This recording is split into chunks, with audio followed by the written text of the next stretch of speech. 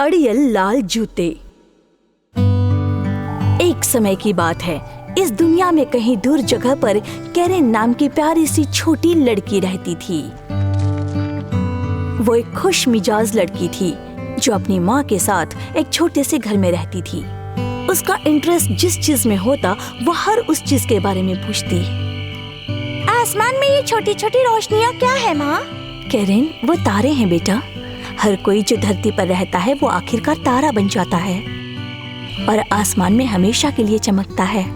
Karen के पास बस एक ही खिलौना था, एक ही कपड़ा था और बाहर जाने के लिए बस एक जोड़ी लकड़ी के स्लीपर्स थे। उसकी माँ ने उसके लकड़ी के स्लीपर्स सजाए थे, फिर भी वो कुछ खास नहीं दिखते थे, लेकिन फिर भी उसके पास वही एक जोड़ी थी। कैरेन की माँ एक दिन बहुत बीमार हो गई। तब कैरेन उसकी माँ के लिए दवा लाने के लिए शहर गई। उसे जाते समय रास्ते के किनारे एक बक्से में लाल जूतों की एक जोड़ी मिली। वो इतने चमकदार थे कि कैरेन उन्हें अपने साथ घर ले जाने से रोक नहीं पाई। माँ देखो ना, मुझे ये रास्ते के किनारे पर मिले। ये सुंदर है ना? मेरे लिए परफेक्ट है। कैरेन, ये किसी और के हो सकते हैं बेटा, तुम्हें ये अभी वापस करने होंगे। अगर इनका कोई ओनर होता तो इन्हें बॉक्स के साथ वहाँ छोड़कर नहीं जाता। शायद ओनर से गलती से वहाँ गिर गए होंगे। इन्हें गिराना नहीं चाहिए था ना। ये अब मुझे मिले हैं तो मेरे हैं, पूरी तरह से मेरे। बेटी, मैं जो बोल रही हूँ वो ध्यान से सुनो। शायद अभी मैं तुम्हारे लिए जूतों की नई जोड़ी नहीं खरीद सकती, बस इसी वजह से तुम किसी और की जूते पहनो, ये अच्छा नहीं लग रहा। देखो, अड़ियलपना मत करो, वादा करो ये लाल जूते तुम नहीं पहनोगी। अपनी इच्छा के विरुद्ध कैरेन ने अपनी माँ से लाल जूते ना पहनने का वादा किया और उन्हें अपने बेड के अंदर रख दिया। समय बीत रहा था, लेकिन कैरेन के जहन से लाल जूते जा ही नहीं रहे थे। माँ समझ नहीं रही है। इतने सुंदर जूते अगर रास्ते पर छोड़े गए हैं तो शायद इनकी जरूरत किसी को होगी ही नहीं। हफ्ते भर बाद बीमारी की वजह से कैरेन की माँ गुजर गई। कैरेन का दिल टूट गया, लेकिन उसने कुछ ऐसा किया जो रोज से अलग था। दूसरे दिन उसने अपनी माँ के अंतिम संस्कार में वो लाल जूते पहने। जो लोग अंतिम संस्कार में आए थे वो कैरेन के जूतों से अपनी नजरें हटा नहीं पा रहे थे। वो लाल जूते कैसे पहन सकती है? ये बहुत ही अपमानजनक है। और वो भी अंतिम संस्कार में। तो दूसरी तरफ कैरेन का इन बातों की ओर ध्यान ही नहीं था, क्योंकि वो अपने लाल जूतों में ही खोई हुई थी।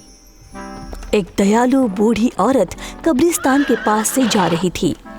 उसने देखा कि ये छोटी बच्ची अनाथ हो गई है और इसलिए उसने बच्ची को गोद लेने की सोची। ओ बेचारी बच्ची, चलो मेरे साथ, मैं तुम्हें रहने के लिए घर दूंगी और साथ ही अच्छा खाना भी दूंगी।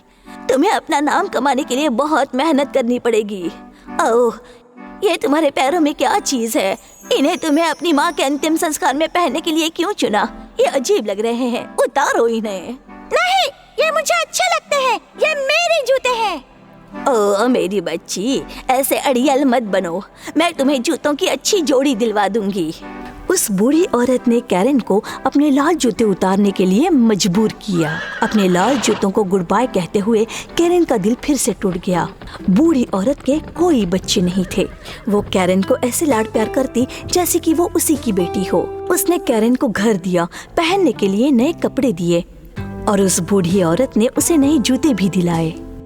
लेकिन कैरेन को वो जूते बिल्कुल पसंद नहीं आए। लेकिन ये तो नीले हैं, अच्छे नहीं लग रहे हैं, मुझे बिल्कुल पसंद नहीं आए। कई सालों तक कैरेन अपने लाल जूते मिस करती रही। वो अब एक सुंदर जवान लड़की बन चुकी थी, लेकिन उसका अड़ियलपना बिल्कुल नहीं बदला था। तब भी जब बूढ़ी औरत उसके लिए तोहफे लाती थी, मुझे ये नहीं पहनना। लेकिन मैंने ये तुम्हारे लिए बनाया है। मैं ये कभी नहीं खाऊंगी, मेरे लिए कुछ फ्राइज बनाओ। कम से कम एक बार चखो मेरी बच्ची। अपना खाना खत्म करने से पहले ही कैरेन टेबल से उठ गई, जिससे बूढ़ी औरत परेशान हो गई। उसने कैरेन के लिए फ्रेंच फ्राइज तैयार किए और कमरे में जाकर दे आई। उसी समय कैरेन अपने नीले जूते उतार रही थी। देखा आपने, मेरे पास जितना है वो सब छोटा हो चुका है। मैं अब बड़ी हो चुकी हूँ। तो कोई बात नहीं बेटी, चलो नए कपड़े और जूतों की खरीदारी के लिए चलते हैं।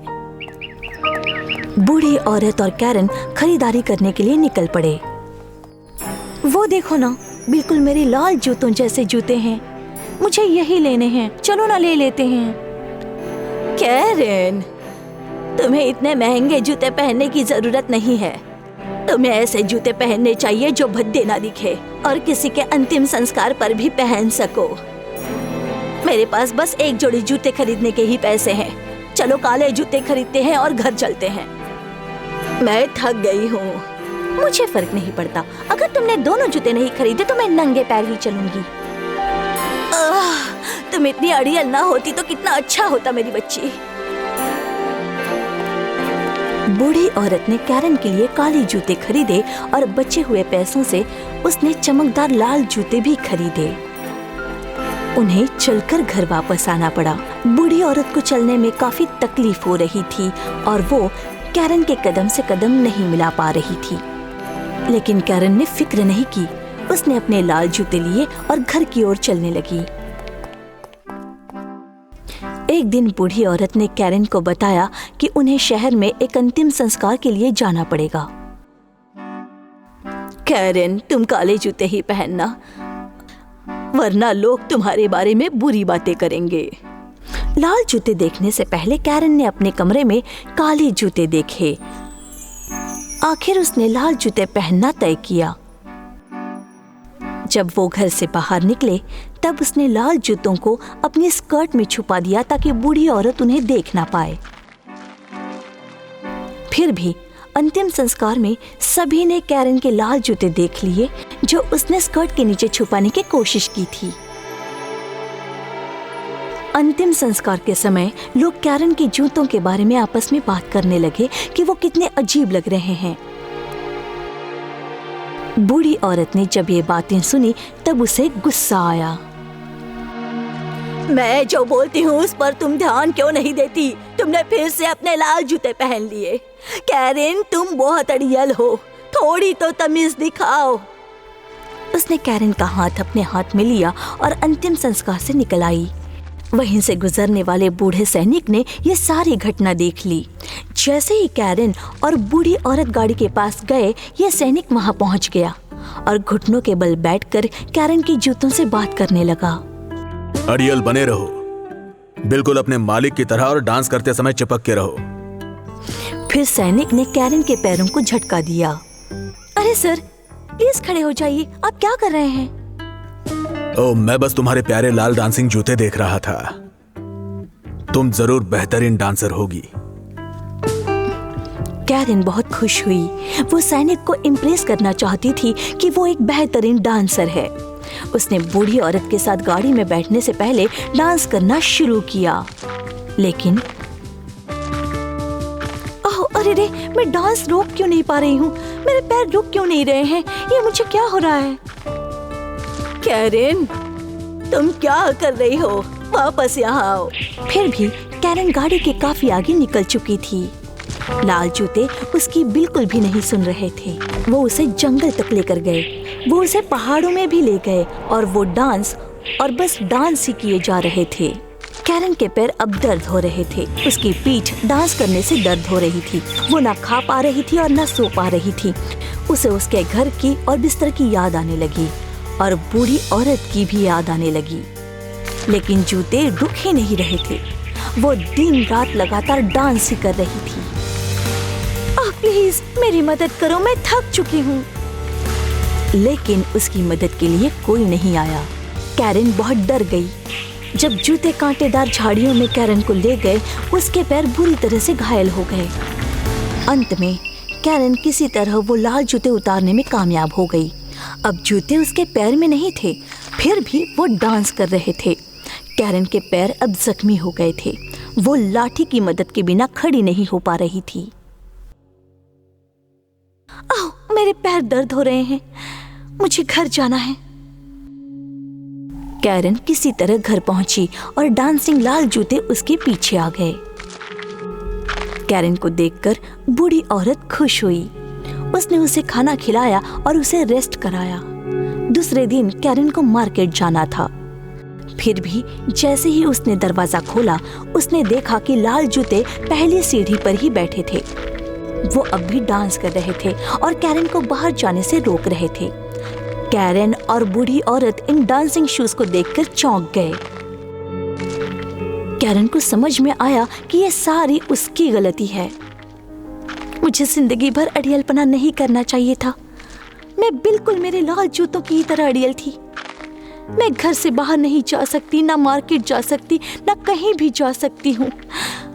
मुझे पछतावा हो रहा है। अब मैं क्या करूं? अरे बाप रे, तुम इन जादुई जूतों को जाने के लिए प्रार्थना क्यों नहीं करती? अगर तुम्हें अपने बर्ताव का सच में पछतावा है तो तुम्हारी प्रार्थना मान ली जाएगी।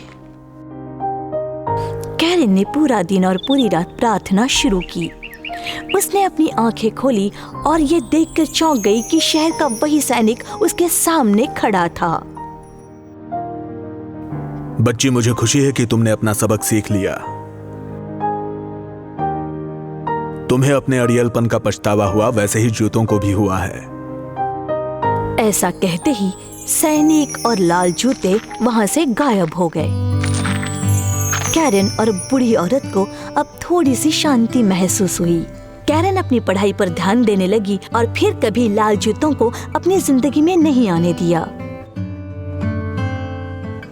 समाप्त।